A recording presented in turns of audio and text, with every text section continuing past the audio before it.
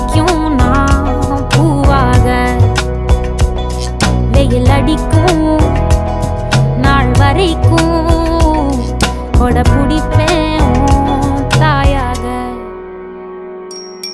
நீ நீ சொல்லும் கதை நான் நான் கேட்கும் வர நாமாவும் மாய பறவைகளே.